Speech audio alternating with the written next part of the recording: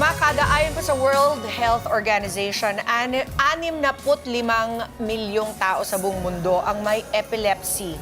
Isang karamdaman po ng utak na nagiging sanhi ng paulit-ulit na seizures. Ngayong Epilepsy Awareness Day, isang lalaki po na may epilepsy ang magbabahagi po ng kanyang kwento kung paano niya patuloy na hinaharap at nilalabanan ang ganitong sakit. Kung sino siya, let's watch this. Hindi madali ang mabuhay na may epilepsy. Pero para kay Baldwin Ko, hindi ito naging hadlang upang ipagpatuloy ang kanyang sining at advokasya. Na-diagnose siya noong 16 years old at simula noon, hinarap niya ang hamon ng tonic-clonic seizures, mobility issues at mga pagsubok sa pang-araw-araw na buhay. Ngunit sa halip na sumuko, pinili niyang lumaban. Noong 2005, itinatag niya ang Epilepsy Awareness and Advocacy Incorporated, isang support group para sa mga may epilepsy. At kahit na nahinto ang grupo, hindi siya tumigil sa kanyang misyon. Sa pamamagitan ng Draw Epilepsy, ginagamit niya ang sining upang magbigay ng kamalayan at pag-asa. Ngunit ano nga ba ang mga hirap na pinagdadaanan niya? At paano niya ito kinakaya? Alamin natin ang kanyang kwento sa Hello Doc!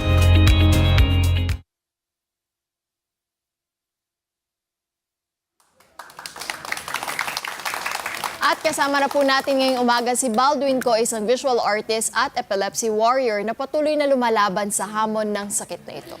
At makakausap din po natin ang neurologist and professor na si Doc Christian Wilson Rosales Turalde o Doc Will. Maganda umaga Good morning. po. Welcome to Kada Umaga. Baldwin, alam ko na 16 years old ka pa lamang. Na-diagnose ka na with epilepsy. Maaari mo bang ikwento sa amin kung ano yung nangyari when you were 16 that led you to seek a doctor? Yeah, when epilepsy came to me at the age of 16, actually biglaan lang siya na repetitive na seizures. So at that time, awareness towards epilepsy is not that wide, no, as it is today, no. So they thought that sinasapian ako or kung ano-anong mga maling mga misconception about epilepsy. So it was a very, very long journey. I'm now 54 years old, no? So I still have had seizure today, but it is being managed and controlled by medicine. Ang sabi nila, Baldwin, parang sometimes it's a partial Yeah, because overactivity of the brain, sometimes it's whole. In your case, it has several kinds kasi ang seizure. Sa akin nung unang dumating siya is we call that tonic-clonic. Tonic-clonic yung nangingisay. Yung Bigla na lang. Or nawawala ng malay. Bigla na lang siya. So it would be mas difficult sa mga kasama ko sa bahay ang makita sa ganyang kondisyon. No?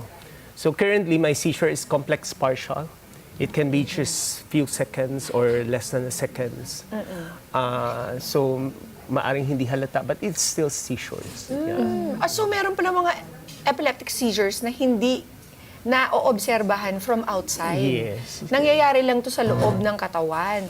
Pero dun sa mga moments na talagang nangingisay ka, can you describe to Arcadas para malaman nila na ito ay mga ilang senyales na maaring may epilepsy ng kanilang mahal sa buhay or kakilala? Yeah. Sa akin may aura kasi.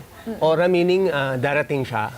You feel probably nalalamig or basta may aura siya. No? Nalalamig muna, tapos? You're talking about my tonic-clonic seizures, no, during that time. Tapos mag-stretch ka, tapos mawawala ka na ng malay. May mga times na habang nagsi-seizure ka, nakakarinig ka ng boses ng tao, but you couldn't respond. Hindi ka makaresponse ko. So kaya mistaken kami as nag-iinate. No? Parang ganyan ko. May mga seizures, may mga klaseng na seizures naman yung bigla-biglang, may mga kaibigan akong ganyan, bigla-bigla nang hinihimatay. Or nangingisay ba yung tawag doon. No? Yun yung walang aura. Walang ibang pakiramdam. Pakiramdam, stiffening or twitching, ganyan, stiffening ng mga parang pa sabihin, Dok, na stiffening ng mga nerve, parang ganyan.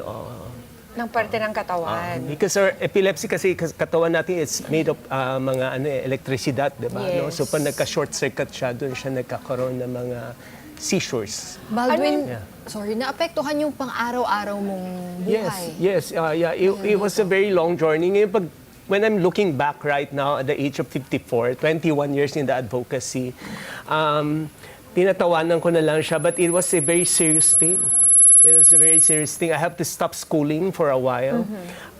And then the family normal gawain namin sa bahay was always disrupted because of my seizures, because I have to be rushed to the Hospital. hospital, or nagigising ako na lahat ng para may family reunion, because I grew up in very closely very tight family, no? Nagigising ako nakatali sa chair. Yeah. Ano So, yung pinakadelikadong nangyari sa'yo, Bob? yun nabagok ang ulo kasi dangerous eh. May seizure ako nangyari before hindi ko kinikwento. But right now, kinikwento ko to. There was a time nag-seizure ako sa isang public place. Kasama ko ang kaibigan ko. So probably yung kaibigan kong yun, akala niya nag-iinate ako. So binitiwan niya ako. Na umpog yung aking buong ulo sa marble. Yeah. I know binitiwan niya. Kasi there are seizures kasi pwedeng seizures, may malay, seizures, may malay, may mga ganyan na moment. Iba-iba. So tinest naman ako, tapos lalo na pag ako, yung mga early years ko, pagka tinest ka, you call that idiopathic. Did I pronounce it correctly? Idiopathic ko, meaning kahit anong test mo siya, wala kang makikita. So wala kang makikita. So only when I reach around mga 40 years old or 2021 nung na COVID ako, na nag-EEG, no, right? No, it's temporal lobe epilepsy. Gaano kadalas nangyayari yun sa'yo, Baldwin? Madalas nung early years, tapos nung Sa isang araw, ilang beses? Ganun ba yun? hindi ko na nabilang eh. Sa akin madalas natutulog. Tulog. Nocturnal ako. Nocturnal. Okay, puntahan natin si Doc. Doc, bakit kahit matagal na itong sakit na ito, parang I was doing my research about it as early as 3 millennia ago, meron na silang natuklasang mga Babylonians na nagkaroon na merong epilepsy. Hanggang ngayon, it still continues to plague 65 million people around the world. Marahil pinakamainam simulan pag-usapan yung utak ng tao, siguro. Ano? Doon naman nagmumula. Doon nagmumula. Oo. Ang utak ng tao, bilyong-bilyong cells yan or neurons. 86 billion to be exact. No? At ang utak ng tao may kanya-kanyang bahagi. May bahagi para sa pandama, may bahagi para sa paningin, may bahagi para gumalaw ang katawan. Yan yung mga punsyon o functions ng ating utak. At iba't ibang bahagi yung apektuhan. Ngayon, para gumana yung mga bahagi na yan, kailangan nilang mag-usap-usap yung mga neurons. No? At tama si Sir Baldwin, ang pag-uusap ng mga neurons ay parang elektrisidad. Kaya lang may mga pagkakataon na yung elektrisidad abnormal. No? Maraming pwedeng sanhi.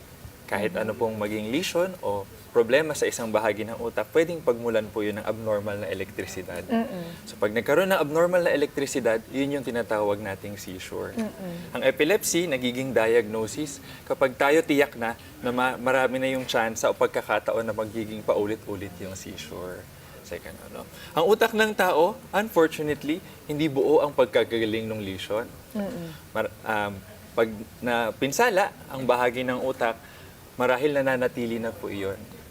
Yun ang marahil dahilan kung bakit nagtatagal epilepsy. Dahil kapag nandyan na ang lesion ng utak, nananatili na siya.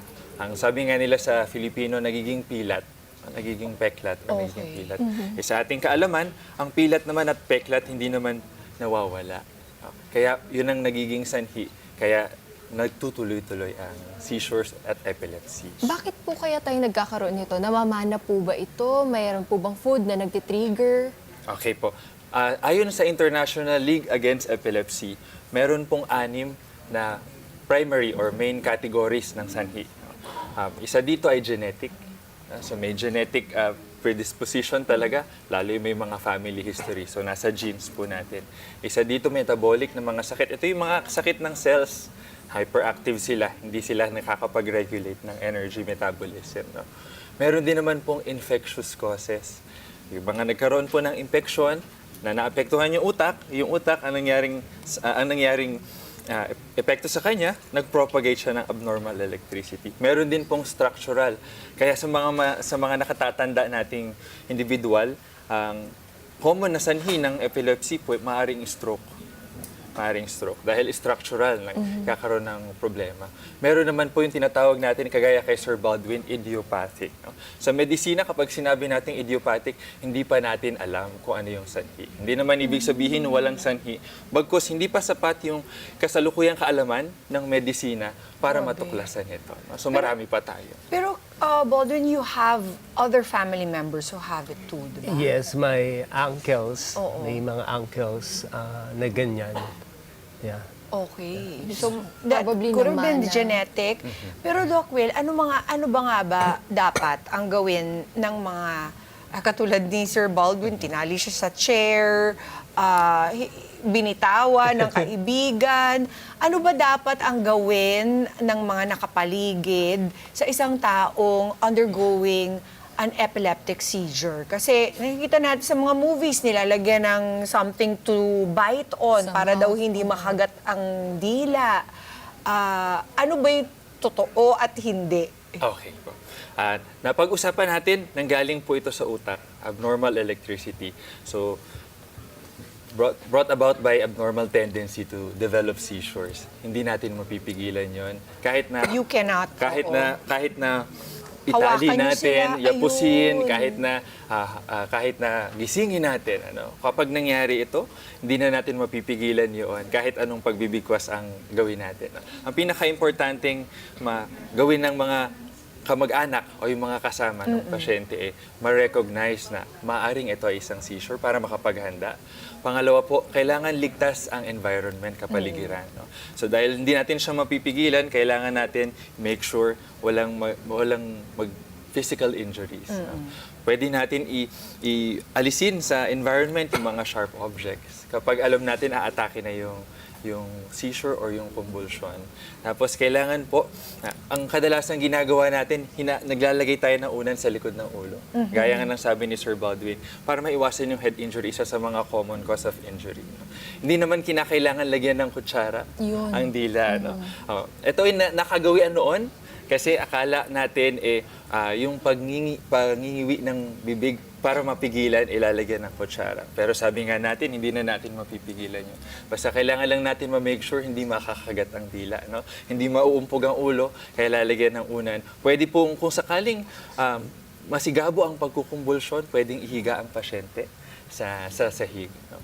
Importante po na kailangan may family member na kukuha ng video sana nung atake. No? Gaya ng pagkakasabi ni Sir Baldwin kanina, maraming klase ang seizure. Iba't ibang klaseng seizure. At napakahalaga na matukoy natin kung ano yung specific na klase ng seizure. Malalaman po yun ng isang neurologist pag nakita niya yung Video. video. No? At may isang miyembro ng pamilya na mag-ooras. No? Oorasan po yung atake. Gaano katagal? Kung gaano katagal. Interestingly po, ang utak natin, meron naman talaga tayong intrinsic mekanismo para po pigilan yung mga abnormal propagation. So, Doc, parang hayaan mo muna siya kasi hindi naman talaga mapipigilan. Hanggang gaano katagal ba usually yung seizure? Ito po ay nakaayon sa uri ng seizure, pero siguro sa mas simpleng pananalita, pwede nating sabihin na kapag ang seizure ay may impaired awareness o yung nawalan na ng malay. Meron kasing seizure na umaabot sa ganung aspeto. May mga seizure na hindi gising ang diwa ng pasyente. Pero kung hindi gising ang diwa, 5 minuto, pag umabot siya ng 5 minuto at hindi pa rin tumitigil ang pagsisisure, ang atake, ito ay hudyata, kailangan nating dalhin sa ospital. Kasi ibig sabihin po noon, bumababa yung tsansa o bumababa yung probability na kakayanin ng utak pigilan yung mekanismo. Pag unconscious sila, Doc Will, do we just leave them unconscious or do we try to wake them up, revive them? Okay. Maganda po yung tanong ni Ma'am. Matapos ang isang atake, meron tayong tinatawag na post-ictal state. Napagod yung utak nun. Kaya talagang magiging antok ang diwa ng pasyente. Hindi naman bawal na subukan siyang gisingin, pero kung hindi pa siya tuluyang magising, kung siya ay minimally awake pa lang, no? Ito naman ay marahil nasa post-ictal state lang, no? Pagpapahingahin lang natin. I think better, no? Kasi talagang na-overwork yung brain eh. So, mas mainam sigurong pagpahingahin. 'Di ba? Huwag magpanik. Huwag magpanik. Kasi usually kapag may hinimatay, gusto mo gisingin agad eh. 'Di ba? Paiinom ng tubig. Paiinumin ng tubig. Paiinumin kapag gising na ang diwa, Oo, para wag hindi naman. masamid. Baka mamaya, Para hindi pa hindi pala masamid. gising, mas lumala pa. Oo. Ano po ba? Meron po bang mga telltale signs before somebody gets an attack, an Okay epileptic attack? Noong unang paniniwala, ang tawag nila doon, aura. Pero Oo, sa mga yung mas sabi nga ni makabago, Baldwin, ang aura pala ay simula na ng seizure. No? So, pero bago mag-aura, meron pong mga tinatawag premonitory symptoms. Okay. Ito yung mga hindi maipaliwanag na kakaibang nararamdaman sa katawan. Marahil ito parang discomfort sa dibdib, sa tiyan, parang kakabahan, confusion. Ayan, alam na alam Confusion, you feel that, Baldwin? Yeah. Right before a seizure. Yeah. Kapag ganun, medyo tumatabi ka na sa isang area na since- ligtas. Since I know how to manage it, so tumatabi na ako or I inform. The people so, around you. Or kung ayaw mo naman mang-istorbo ng tao, the patient mismo should know how to manage or yun when it is coming. Kasi naging aware ka na eh. Yeah. Meron ba mga activities that you purposely try to stay away from because of your condition? Ako driving, rock climbing or mountain climbing, but I did that once. It was going out of my comfort zone. I called it going out of my comfort zone, but you just have to take care of yourself or make sure that you regularly consult, build a relationship with my neurologist, with our doctors, and then take your medicine. Yeah, I'm a disaster responder. Eh. So I just have to take my medicine lang. You're a disaster responder. Yes. In yes. what way? Firefighting ba to? No, during after a disaster like after Typhoon Yolanda, I was in with my organization. I was there helping people. Wow. Yeah, my doctor pinayagan ako ng doctor ko. No? Nagawa mo May dala pa lang akong talagang gamot. tumulong Yeah. sa kapwa. Even COVID pandemic, I was I was also responder. Wow, Yeah. amazing. Doc, ano ba yung treatments na available para sa mga kada nating may epilepsy right now? Sa panahon natin ngayon, napakarami na po ng gamot para dito. No? Mekanismo ng mga more than 40 na po. No? So, nung mga 1990s, 1980s, kakaunti pa lamang. Pero Yes. ngayon, more than 40 options na po tayo ng mga gamot na anti-seizure medicines. Ito pong anti-seizure medicines na ito, iba-iba sila ng mekanismo. Pero in general, sa mas simpleng pananalita, pinipigilan niya yung abnormal na elektrisidad ng utak. May angkop na anti-seizure medicine, depende sa uri ng epilepsy at uri ng seizure ng pasyente. Kaya naman, babalik tayo ulit doon. Importante talaga matukoy natin kung ano yung pinaka-uri ng seizure at epilepsy. Kasi may karampatang gamot para doon. So, importante talaga yung video na kukunan nila para ma-diagnose na maayos. At importante ding How helpful is this? Nung early years ko, walang video eh. Hindi pa kasi ganun ka Yeah, uso. but it really took a while before my doctor is one of the only four epileptologists that time, 1990s. It was very difficult because to prove. Until one day, nagpa-consult ako sa kanya. Tama-tama nag-seizure ako mismo doon. So doon pa lang niya nakita Yeah, but it talaga. took years before niya Malaman. pwede i-declare na epileptic ako. Yeah. Gaano ka helpful sa pamumuhay mo araw-araw yung mga available medications? Yeah, it helped me function. Yeah, it helped me also perform chase my dream. Yeah, to become who I am today, and then serving this country. Yeah, so I'm very happy. And then with the advancement also itong mga doctors ng Philippine League Against Epilepsy and all the neurologists, yung pag-aaral nila, continuous pag-aaral nila. Yeah.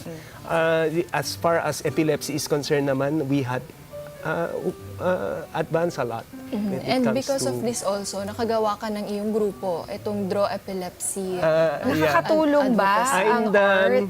Yeah, I was the founding president of Epilepsy Awareness and Advocacy Incorporated. In 2005. We founded it as a support group to raise awareness and also to assert yung rights namin, no?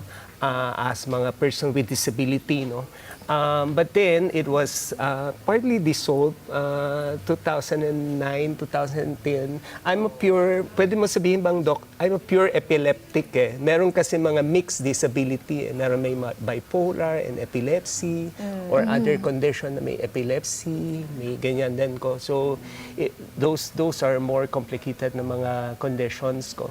So So the group creates artworks like these? that one is like 2015. We regularly hold psychosocial activities, parang using art as a therapy. That was my first painting. I did a lot of painting for Philippine League Against Epilepsy that raise awareness about epilepsy.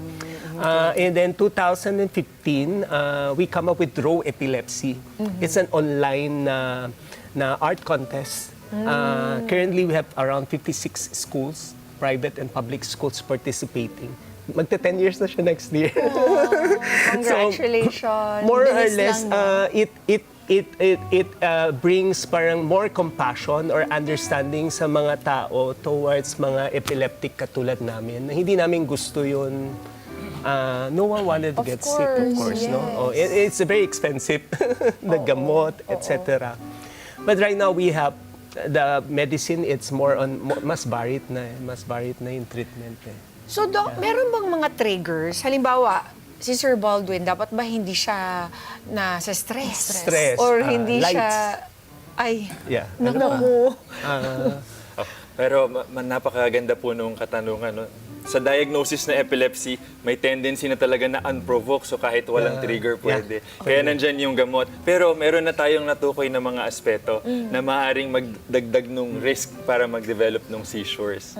Unang-una, hindi na po natin pinahihintulutan ng pagpupuyat para sa mga pasyente, individual may epilepsy. No? Hindi na rin po natin pinahihintulutan ang pag-inom ng alcoholic beverages sa mga pasyenteng may... Kasi po ang molecular mechanisms nito parang papromote niya ang seizure at epilepsy. No? Sa mga umiinom na ng gamot na anti-seizure medicine, kailangan tuloy-tuloy ang pag-inom. Okay. Parang sabi nga natin, kaakibat na natin ito, maintenance. Yes. At ano ba yung mga activities na mainam naman para sa kanila? Katulad ng art. Art. Therapy. Lahat ng activities na may promotion ng well-being, tsaka ng mental health, yan ay gusto natin para sa mga pasyente may epilepsy. Awesome. Kaya, Baldwin, mag-ingat ka. May mga rescue operations ka pa. Very stressful ang mga ganyang klaseng mga circumstances. But doon ko nahanap ka rin kasi yung meaning, purpose ko as a Filipino in life. Eh. Yeah. Hindi naman pwedeng huminto ang buhay. di ba? Yes. Kaya maraming salamat, Doc Will, para sa pag-i-explain mo sa amin. And Baldwin, mag-ingat ka. Our prayer is sana less and less na yung mga epileptic seizures mo. At Doc, baka you wanna tell Arcadas kung saan ka nila pwede i-contact? Social media, just key in Will Turalde and you will be able to find me there in Facebook. Siguro yun po. Thank you, Doc. And Baldwin, thank you for sharing your story. Kung gusto mo invite yung mga kada natin para mas maraming maging aware dito sa epilepsy. I'm also in social media naman, very active ako. You can like yung Draw Epilepsy page or visit my YouTube page. Teacher Baldwin. Ang Philippine League Against Epilepsy, meron din pong Facebook page. Please follow Beyond the Shake. Beyond the Shake, ang ganda ng mensahe ng Facebook page. Maraming salamat. Baldwin, please take care. God bless you both. Ang epilepsy po ay hindi dapat katakutan o ikahiya. Sa tamang kaalaman at suporta, ang bawat may epilepsy ay maaring mamuhay ng normal at maabot ang kanilang mga pangarap. Mga Kanet 25, this is Pia Guanyamago. For more Kada Umaga updates, please click the subscribe button and follow us on Net25 social media pages at Net25 TV and at Net25 Entertainment Facebook page.